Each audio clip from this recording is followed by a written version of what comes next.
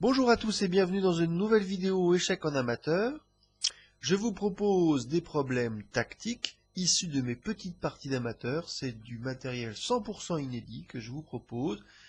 La seule façon de le voir autrement que dans cette vidéo est de visiter mon blog, un blog connu dans toute la planète maintenant et même dans la galaxie qui s'appelle Échec en amateur. Vous savez que les astronautes jouent aux échecs, ils se font forcément des parties à l'aveugle en général, sans échiquier, parce que les pièces n'arrivent pas à tenir à cause de la pesanteur. Bon, trêve de billevesée, vous avez donc des positions, quelques secondes pour les résoudre, et un petit commentaire, indication puis solution.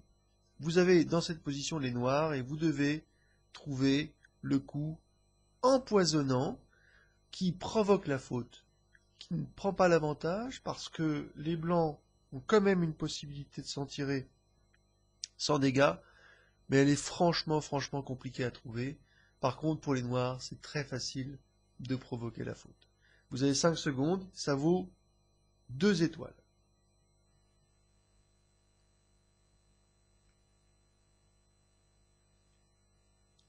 Alors, en fait, ce qu'on constate, c'est que la dame blanche est mal placée. Elle est mal placée parce qu'elle peut être attaqué par le fou en F5. Et c'est ce premier coup qu'il faut jouer, le fou étant défendu par la tour.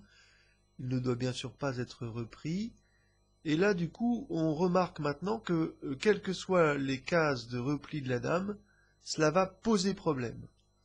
Et c'est cela l'erreur qu'il fallait voir. Alors, il y a des cases évidemment interdites, que sont ces cases ici, parce que bien entendu, elles sont directement contrôlées. Mais vous avez ici d'autres cases interdites, par exemple la case F4 ou la case D4, parce que dans les deux cas, si la dame se déplace, le cavalier fera soit en C6, soit en G6, une attaque de la dame accompagnée d'un échec à la découverte. Alors, en image, ça donne, par exemple, dame D4, cavalier C6, échec à la découverte, et la dame blanche est perdue. D'accord? Bon, idem de l'autre côté. Donc, on se rend compte tout de suite que la dame est coincée. Alors, dans la partie, mon adversaire a bougé sa dame et a trouvé une autre case, il a trouvé la case B7.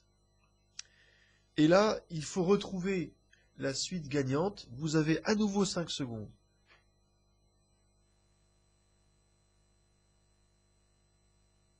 Bien, c'est assez simple. Vous voyez qu'en B7, la dame n'est pas défendue. Et donc, il va falloir essayer de pousser ce pion ici avec un gain de temps. Un gain de temps, c'est quoi? Ben, c'est tout simplement un échec au roi.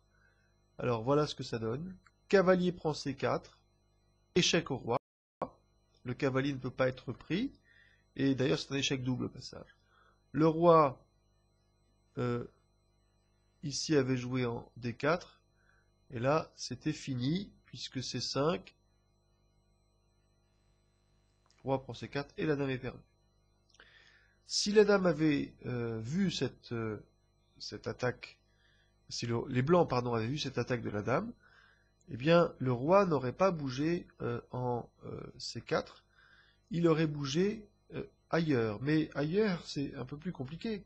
Pourquoi? Parce que cette case est toujours interdite, bien entendu là aussi, et puis ces cases ici posent problème à cause de la tour, qui les contrôle.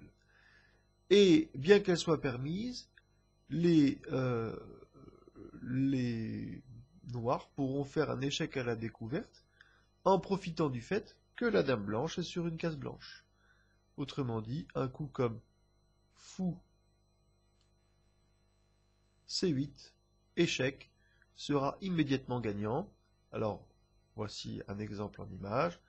Roi F3, fou C8 échec à la découverte. Et le roi peut aller où il veut. Là, c'est fini. Alors, on peut même ici, dans cette position, jouer un coup d'échec intermédiaire. Roi H4. La tour vient faire échec. le fou prend la tour, la dame reprend la tour, roi H5, et c'est mat. On peut même ne pas reprendre la dame, mais c'était pas l'idée initiale. Si le roi par contre joue en F4, fou C8, échec à la découverte, roi G3, et on commence de la même façon, la même séquence. Mais en fait, c'est assez rigolo parce qu'on mate sans avoir repris la dame, et ce qui vraiment fait penser à jouer cette séquence, c'est uniquement, en fait, depuis le début et depuis la position initiale, la vulnérabilité de la dame. Donc c'est assez rigolo. Ça fait partie de ce qu'appelle Rudolf Spielmann, des attaques qui se jouent d'elles-mêmes, parce que quand on a l'esprit tactique un peu développé et qu'on est exigeant, on va chercher le meilleur coup. Et le meilleur coup n'était pas de prendre la dame, c'était d'être conclu. Bon, enfin bref. On va arrêter de donner des leçons et on va passer à la position suivante, qui sera la dernière de cette petite vidéo. Là, j'avais joué avec les blancs contre un adversaire côté plus de 2100 Elo. Il m'avait laminé complètement, et j'avais déjà un cavalier de retard. Et pourtant... Non, j'avais joué avec les noirs, pardon. Et j'avais un cavalier de retard, oui, c'est bien ça. Et j'ai pourtant joué un coup un peu désespéré, mais qui m'a bien réussi. Alors, essayez de comprendre pourquoi. Ça vaut aussi 3 étoiles. Et vous avez 10 secondes.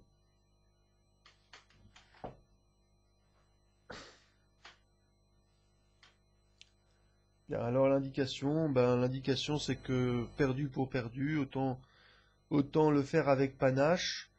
L'indication aussi c'est que cette dame ici, elle est faible parce qu'il n'y a que ce cavalier qui la défend et ce fou. Donc mon idée première était de supprimer l'un des deux défenseurs et de forcer des réponses. Et de trouver aussi la position parce que devant le roi noir, devant le roi blanc, parce que l'autre indication peut-être plus importante que cette histoire de dame, c'est que eh bien, cette case-là est une case qui est accessible par la tour et par la dame. Bref, en sacrifiant la qualité sur cette position, on permet au noir de reprendre le dessus. Si par exemple les blancs jouent roi B1, la dame fait s'échange et la tour va repartir, et dans cette histoire les noirs auront récupéré leur pièce de retard. Si maintenant après tour prend C3, les blancs font l'erreur de reprendre la tour, c'est une catastrophe parce que non seulement ce pion-ci est en prise, mais vous voyez qu'en faisant échec, au coup d'après, c'est la deuxième tour en E1 qui risque d'être perdue.